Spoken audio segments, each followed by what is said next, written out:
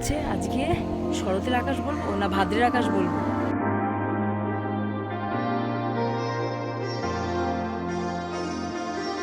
নমস্কার বন্ধুরা, ভালো থাকুন, সুস্থ থাকুন, সঙ্গে রাখুন টেক টাইম উইথ রেশমাকে। আজকে জানাই সবার প্রথমে শুভ জন্মাষ্টমী, আন্তরিক প্রীতি ও শুভেচ্ছা। গতকাল রাত্রেই কিন্তু জন্মাষ্টমী স্টার্ট হয়ে গেছে, একটা সামথিং কততে কেন লেগে গেছে জন্মাষ্টমী। তো সকাল থেকেই শুধু চতুর্দিকে শাকের আওয়াজ আর পুজোর আওয়াজ, মানে একটা আলাদাই ভাইবস, মানে একটা পুজোর যে ভাইব্রেশনটা সেটা। যাই হোক, প্রত্যেক বছরের মতন এবছরও জন্মাষ্টমীর দিন যেহেতু গোপালেরও জন্মদিন, সঙ্গে কিন্তু লোকনাথ বাবারও জন্মদিন, তাই আমার বাড়িতে দুজনের জন্মদিনই পালন করা হয়। সকাল থেকে প্রচুর কাজ, জানেনই তো জন্মাষ্টমী স্পেশাল যে জিনিসগুলো, নারকেলের নাড়ু, তারপর মালপো, তালের বড়া, এগুলো সমস্ত কিছু বানাতে হবে। মাথায় প্রচণ্ড চাপ, সকাল সকাল স্নান টান করে একদম রেডি হয়ে গেছি। তার মাঝে একটুখানি বলে নিলাম আজকে স্টার্টিংটা করে দিলাম। তাহলে চলুন শুভ জন্মাষ্টমীর ব্লগ আজকে শুরু করি। আর ব্লগটা শুরু করার আগে আমি হলাম রেশমা, আর আপনারা দেখছেন আমার channel Tech Time with Reshma. তাহলে চলুন, জয় গোপাল আর জয় লোকনাথ বাবার নাম করে এই বছরের জন্মাষ্টমীর ব্লগ শুরু করি। প্রচুর কাজ, প্রচুর চাপ, চলুন এবার শুরু করে দেওয়া যাক। ব্লগটা শুরু করার আগে আরেকটা জিনিস আপনাদের দেখাই। আজকে আকাশের যে কন্ডিশন, পুরো দুর্গাপুজো আসছে, সত্যি এই তো সামনে মাসেই মায়ের আগমন ঘটে যাবে। একবার চট করে আপনাদের আজকে আকাশটা পুরো শরতের আকাশ, কে বলবে ভাদ্র মাসে, যদি ভাদ্র মাস পড়েনি আর কিছুদিন পর ভাদ্র মাস পড়ে যাবে। একবার একটু আকাশটা দেখিয়ে দিই, তারপর গিয়ে বা কাজগুলো করব। এই হচ্ছে আজকে শরতের আকাশ বলবো না ভাদ্রের আকাশ বলবো। এত দুর্দান্ত আকাশ, পুরো আকাশে নীল, আকাশে পেঁজা তুলো একদম সমারোহ, আর দারুণ সুন্দর হাওয়া দিচ্ছে এবং ঠিক সুন্দর রোদটাও উঠেছে। ভাদ্র মাসে নাকি গোপালের জন্ম, কিন্তু আকাশ তো বলছে শরৎকাল, আর ভাদ্র মাস এখনও পড়েইনি।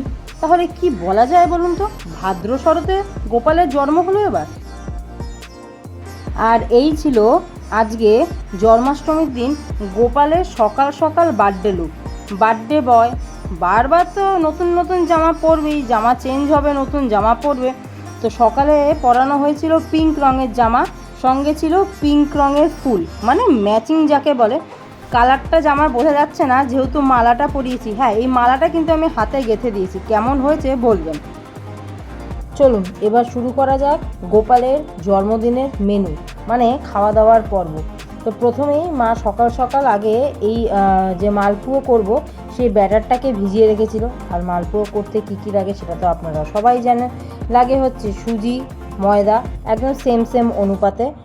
অনেকে পুরোটাই দুধ দিয়ে মাখে, কিন্তু আমি দুধের সাথে একটু জলটাকেও মিশিয়ে দিই, আর চিনি আর মৌরি তো মাস্ট। ব্যাস, এটাকে ভালো করে মেখে সেট করে রাখা হলো। আর পাশে আমি এই নারকেলের নাড়ুটা করতে শুরু করলাম। এবার কিন্তু নারকেলের যে নাড়ুটা সেটা ঠিক নাড়ু নয়, নারকেলের সন্দেশ করেছিলাম। এই নারকেলের নাড়ুটা করার জন্য বা সন্দেশ করার জন্য নারকেলটাকে ভালো করে কুড়িয়ে নিয়ে একটা মিক্সার গ্রাইন্ডারের মধ্যে এই নারকেল, চিনি, 2-4টে ওই ক্যারামন বা এলাচ দানা, অনেকে আবার এলাচের বদলে কর্পূর দেয়, কিন্তু একবার আমি কর্পূর দিয়েছিলাম, সেটা এত বেশি হয়ে গেছিলো, তেতো হয়ে গেছিলো। তার থেকে ভয়ের চোটে আমি আর কর্পূর দিই না। আর গুঁড়ো দুধ দিয়ে বেশ ভালো করে পেস্ট করে এটাকেই নেড়ে, নারকেলের নাড়ু কিন্তু এবার এটা হয়নি, এবার এটা সন্দেশ হয়েছে। কেন হয়েছে বলছি। এই যে মিক্সার গ্রাইন্ডারে যে মিক্সটা করা হলো, সেটাকে এবার কড়াইতে ভালো করে নেড়ে নেব। নেড়ে নেওয়ার পরের যে স্টেপটা সেটাই কিন্তু আসল, এবং এটাতে হ্যাঁ হাতে ছ্যাঁকা খাওয়ার যথেষ্ট সম্ভাবনা। তার জন্য হাতে অল্প করে ঘি নিয়ে নিয়েছিলাম। ওই যে মিষ্টির দোকানে ছানাটাকে ঠিক যেভাবে ঠেসে যে মিষ্টির শেপ দেয়, ঠিক সেইভাবেই এই নারকেলের যে মিশ্রণটাকে হাতের মধ্যে অল্প ঘি নিয়ে আমি খুব ভালো করে ঠেসে নিয়েছিলাম। তবে হ্যাঁ, এটা কিন্তু গরম অবস্থাতেই করতে হবে, না হলে ছেড়ে যাবে, তাই হাতে গরম লাগার যথেষ্ট চান্স আছে। তো যাই হোক, এইভাবে তারপর হাতের মধ্যে আবার একটু অল্প করে ঘি নিয়ে নারকেলের যেরকম নাড়ু আমরা করি গোল গোল, ঠিক সেইভাবেই এই নারকেলের সন্দেশে শেপটা দিয়েছি, যাতে টেস্টটা হবে সন্দেশের মতন কিন্তু দেখতে হবে নাড়ুর মতন। এটা এবার মনে হলো একটু এরকমভাবে করি। প্রত্যেকবার তো নারকেলের নাড়ু হয়, এটাও নাড়ুই এক প্রকার, কিন্তু এটার টেস্টটা কিন্তু হবে পুরো সন্দেশের মতন, মানে মুখে দিলে মেল্ট। এবার গোপালের খেতে কেমন লাগে সেটা তো গোপাল খেয়ে বলবে যে নতুন আইটেমটা গোপালের ঠিক কেমন লাগলো। চলুন, তাহলে তো হয়ে গেল নারকেলের সন্দেশ। এবার কিন্তু আমি এটাকে নারকেলের নাড়ু বলবো না, বলবো নারকেলের সন্দেশ, মানে হঠাৎ করে মাথায় আসা করে ফেলা। এবার হচ্ছে সেই সকালবেলায় যে মালপুয়ার ব্যাটারটা রেডি করে রাখা হয়েছিল সেটা পুরো সেট হয়ে গেছে, কিন্তু ঘন হয়ে যায়, যেহেতু সুজি থাকে সেটা ফুলে যায়, তাই ঘন হয়ে যায়। তাই অল্প একটু জল দিয়ে একটু হালকা করে একটু সেমি যে ব্যাটার হয় সেটা করে নিলাম। তারপর তেলটা গরম হওয়ার পর আস্তে আস্তে একটা একটা করে মালপুয়া ছাড়লাম। এই মালপুয়া করাটা সত্যি কিন্তু খুব ধৈর্যের ব্যাপার, কারণ একটা একটা করে দিয়ে আস্তে আস্তে এটাকে করতে হয়। এটা সত্যিই একটা ধৈর্যের পরীক্ষা। আমার কাছে তো তালের বড়ার থেকেও মালপুয়া করাটা যথেষ্ট টাফ বলে মনে হয়। যাই হোক, পরপর সমস্ত মালপুয়াগুলো তুলে ফেললাম। তাহলে চলুন, আর আপাতত দুটো ব্যাচ করে নিয়েছিলাম, তাহলে বাকি মালপুয়াগুলো রেডি করে নেওয়া যাক। করে এর পরেরটা হচ্ছে আসল তালের বড়া, যেটা হচ্ছে জন্মাষ্টমী একদম স্পেশাল আইটেম, মানে ওই মেনুতে হট কেক যেটাকে বলে সেটা। তো হয়ে গেছিল প্রায়, আর এই হয়ে গেল মালপুয়া। দেখতে তো সুন্দর হয়েছে। এবার ওই যে বললাম, যার বার্থডে সে টেস্ট করে বলবে কেমন হয়েছে, সুতরাং অপেক্ষা করতে হবে একটু। এবার কিভাবে বলবে সেটা দেখতে হবে। যাই হোক, তালটাকে বেশ অনেকদিন আগেই নিয়ে এসেছিলাম, খুব সুন্দর তালটা পাকা ছিল, তাই তাল ছাড়াতে আর তালাতালি করতে হয়নি, হাত থেকে ছিটকিয়েও যায়নি, খুব স্মুথলি তালটাকে কিন্তু আমি ছাড়িয়ে নিতে পেরেছিলাম। যেটা প্রত্যেকবার হয় হাত থেকে একটু ফসকে যায়, কিন্তু এইবার আর ফসকায়নি। তবে এই তালের যে বড়া সেটা প্রথমবার যখন আমি করেছিলাম, বলে না করতে করতে আস্তে আস্তে এক্সপিরিয়েন্স হয় জিনিসটাকে, তখন ওই মেজারমেন্ট অনুযায়ী করাটা না একটু চাপের, নিজের চোখের দৃষ্টিতে আস্তে আস্তে বোঝা যায় যে এর মধ্যে কতটা লাগবে। তো বলে দিই, এই 3টে আটি বেরিয়েছিল, আর এক একটা আটির থেকে তাল বার করতে আমার 5 মিনিট লেগেছিলো, মানে তালটা এত ভালো পাকা ছিল, আমি পুরো হিসাব দেখেছি ঘড়িতে। যাই হোক, তালের মধ্যে অনেকেই কলা দেয়, অনেকে দেয় না, কিন্তু আমি কলাটা দিই যাতে আরও নরম হয়। আর যে নারকেল সেটা দেওয়া তো মাস্ট, সুজিটাও দিতে হবে একটু ক্রিস্পির জন্য, আর বাইন্ডিংয়ের জন্য দিতে হবে ময়দা, আর মিষ্টির জন্য চিনি। তবে হ্যাঁ, চিনির পরিমাণটা আমি বুঝে দিই, কারণ যেটা বলছিলাম প্রথমবার যখন আমি তালের বড়া করেছিলাম, আমি যার কাছ থেকে ইনস্ট্রাকশন নিয়েছিলাম সে চিনির পরিমাণটা এতটাই বেশি দিয়ে দিয়েছিল, মানে এই তালের বড়া মানে ময়দা দিয়েও আর আমি তালের এই গোলাটাকে না সেট করতে পারিনি, মানে তখন আমার পাগল অবস্থা। ওই মানে তেলের মধ্যে ছাড়ছি আর পুরো ছেড়ে যাচ্ছে, আর যেগুলো হচ্ছে সেইগুলো মনে হচ্ছে পুরো মুচমুচে ডালের বড়া, তালের বড়া নয়। তো যাই হোক, মা তো দেখে বলে এবার আর তো কোনোটাই প্রবলেম হবে না, দেখবি একদম পারফেক্ট ব্যাটারটা রেডি হয়েছে। আর সত্যি গোপাল আর লোকন বাবার নাম করে যখন প্রথম ড্রপটা ফেললাম, এটাতেই প্রমাণ, যদি ড্রপটা দেওয়ার পর সঙ্গে সঙ্গে তালের বড়াটা উঠে আসে তেলের ওপরে বা ভাসে, তাহলেই বুঝতে হবে হ্যাঁ ব্যাটার একদম পারফেক্ট হয়েছে। আর সত্যি এইবার আর আমার সেকেন্ড টাইম কিচ্ছু মেশাতে হয়নি, পারফেক্ট ওয়েতে এবার কিন্তু প্রথম থেকেই আমার তালের বড়ার সূচনা হয়ে গেছিলো। তাহলে চলুন, তালের বড়া বেশ অনেকগুলোই হবে। আর তবে তালের বড়াটা সত্যি ভাজতে আমার বেশি সময় লাগে না। সবাই বলে যে তালের বড়া করা নাকি খুব টাফ। হ্যাঁ, যতদিন পারতাম না ততদিন টাফ ছিল, বাট করতে করতে তারপর আমার মনে হয় মালপুয়া ভাজাটা অনেক বেশি ধৈর্যের এবং টাফ কাজ, কিন্তু তালের বড়াটা করা, গোলা, ভাজা কোনোটাই টাফ নয়। একটু ধৈর্য তো সমস্ত কিছুতেই দিতে হয়, তাহলেই তো জিনিসটা টেস্টি হবে। আর গোপাল আর লোকনাথ বাবা খাবে বলে কথা, তো সেখানে ধৈর্যটার প্রয়োজন আছে। তো হয়ে গেছে আমার তালের বড়া রেডি। এবার একটু রেস্ট, এবার সন্ধ্যাবেলার পর্ব।